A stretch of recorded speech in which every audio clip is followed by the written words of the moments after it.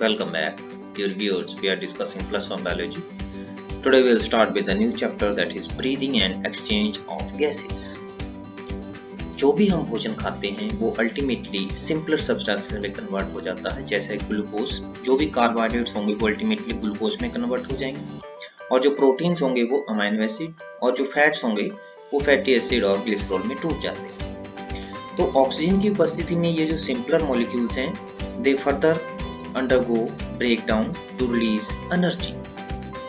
अब जो energy release होती है उससे जो वेरियस एक्टिविटीज होती हैं लाइफ की वो परफॉर्म की जाती है। इस प्रोसेस के दौरान जो कार्बन डाइऑक्साइड है वो भी रिलीज होती है। So carbon dioxide which is harmful is also release during the above catabolic reactions. It is therefore evident that oxygen has to be continuously provided to the cells and carbon dioxide produced by the cells which have to be released out. तो यहाँ से ये सिद्ध होता है कि हमें लगातार ऑक्सीजन की आवश्यकता रहती है, सेल्स को ऑक्सीजन की आवश्यकता लगातार रहती है, और चूंकि रेस्पिरेशन के दौरान कार्बन डाइऑक्साइड निकलती है तो जो कार्बन डाइऑक्साइड है उसका बाहर निकलना भी अति आवश्यक है। So this process of exchange of oxygen from atmosphere with carbon dioxide produced by the cells is called breathing, commonly known as respiration. However, there is difference between breathing and respiration. तो ये exchange का जो process है जिसमें जो oxygen है atmosphere से हम लेते हैं और हमारी बॉडी में जो कैटाबॉलिज्म जो रिएक्शंस होती हैं उसके दौरान कैटाबॉलिक रिएक्शंस के दौरान प्रोड्यूस होने वाली कार्बन डाइऑक्साइड जो इन दोनों गैसेस का जो एक्सचेंज है उसको सिंपली ब्रीदिंग कहते हैं, और आम कॉमन इसको लेमैन की लैंग्वेज में रेस्पिरेशन कहते हैं, लेकिन एक्चुअल रेस्पिरेशन थोड़ा सा अलग है। तो सबसे पहले ब्रीदिंग और रेस्पिरेशन में हम डिफरेंस देखें। जो ब्रीदिंग होता है एक सिंपल मैकेनिकल प्रोसेस है जिसमें गैसेस का एक्सचेंज होता है between body and the environment, जबकि जो रेस्पिरेशन है respiration is a multi step process which consists of breathing, external respiration, transport of gases and internal respiration. तो जो रेस्पिरेशन है ये बहुत ही कॉम्प्लिकेटेड है, मल्टी स्टेप प्रोसेस होता है जिसमें बहुत सारे स्टेप्स होते हैं।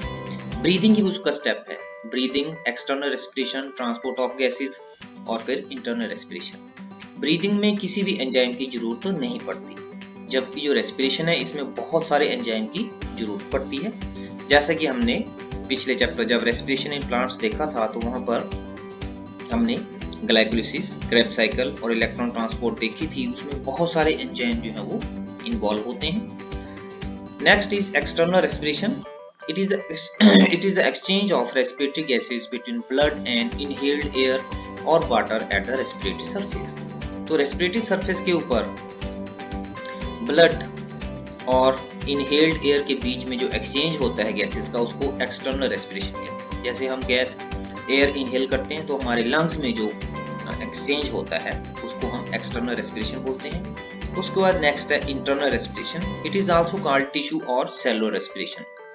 तो हम जब हमारे लंग से ब्लड जो है वो ऑक्सीजन लेके जाता है फिर टिश्यूज में या सेल्स में वहां जाकर फिर एक्सचेंज होता है गैसेस का। जो ब्लड होता है वहां से ऑक्सीजन जो है वो टिश्यू ले लेते हैं और टिश्यू से या सेल से कार्बन डाइऑक्साइड वापस ब्लड में डिफ्यूज हो जाती है। तो उस प्रोसेस को बोलते हैं internal respiration. So it involves diffusion of oxygen from blood into tissue cells through tissue fluid and enzymatic oxidative breakdown of nutrient substrate producing carbon dioxide, water and energy.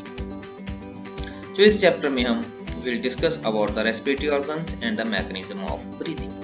तो सबसे पहले respiratory organs की बात करेंगे। अलग अलग जो organisms होते हैं उनमें respiratory organ भी अलग अलग होते हैं।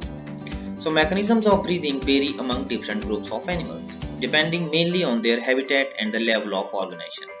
तो वो डिपेंड करता है किस प्रकार के हैबिटेट में रहते हैं और उनका जो ऑर्गेनाइजेशन का लेवल है वो क्या है। जैसे लोअर इनवर्टिब्रेट्स की बात करें, जैसे स्पंजिस है, सिलेंट्रेट है, प्लेटफॉर्म्स है, उसमें जो एक्सचेंज है गैसेस का, जो कार्बन डाइऑक्साइड और ऑक्सीजन का, वो सिंपल डिफ्यूजन से होता है through their entire body surface. तो बॉडी सरफेस में से सीधा ही ऑक्सीजन जो है वो बॉडी के अंदर और बॉडी के अंदर से कार्बन डाइऑक्साइड जो है वो बाहर चली जाती है।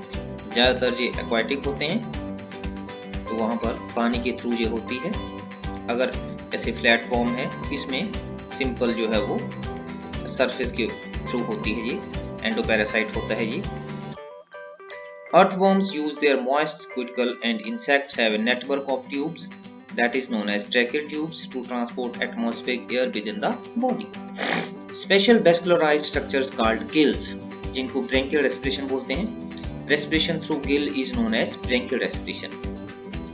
So these gills are used by most of the aquatic arthropods and mollusks, whereas vascularized bags called lungs are used by terrestrial forms for the exchange of gases. तो जो terrestrial forms होते हैं, जमीन पर रहने वाले जितने भी ऑर्गेनिज्म हैं वो pulmonary respiration शो करते हैं. pulmonary respiration का मतलब respiration through lungs. Among vertebrates, fishes use gills, whereas amphibians, reptiles, birds and mammals respire through lungs. Amphibians like frogs can respire through their moist skin also. The respiration which takes place through skin is known as cutaneous respiration. Now coming to characteristics of respiratory surfaces. जितने भी respiratory surfaces होते हैं उनके special features होते हैं जिसके द्वारा वो respiration में सहायता करते हैं. तो कोई भी जो respiratory surface है, it must have following characteristics. First of all, it should be extremely thin. बहुत ज़्यादा पतला होना चाहिए ताकि जो gases का diffusion है वो आसानी से हो सके. दूसरा है it should be richly supplied with blood vessels. Blood supply बहुत ज़्यादा होनी चाहिए ताकि जो ट्रांसपोर्ट है गैसेस का जब एक्सचेंज होगा उसके बाद ट्रांसपोर्ट होना उनका बहुत ज़रूरी है. तो ट्रांसपोर्ट तभी होगा अगर जो रेस्पिरेटरी सरफेस है उसको रिच ब्लड सप्लाई अगर अवेलेबल है. तीसरा है it should have large surface area. तो रेस्पिरेटरी सरफेस का जितना ज़्यादा सरफेस एरिया होगा उतना ही ज़्यादा एक्सचेंज ऑफ गैसेज होगा. नेक्स्ट है it should be permeable to respiratory gases. Respiratory gases जो हैं वो इसमें से परमिएबल मीन्स आसानी से पास हो जानी चाहिए तभी उनका एक्सचेंज होगा. और लास्ट है it should be kept moist. तो ये मॉइस्ट रहना चाहिए ताकि जो एक्सचेंज है वो आसानी से हो सके. तो आज की वीडियो में इतना ही. Thank you very much.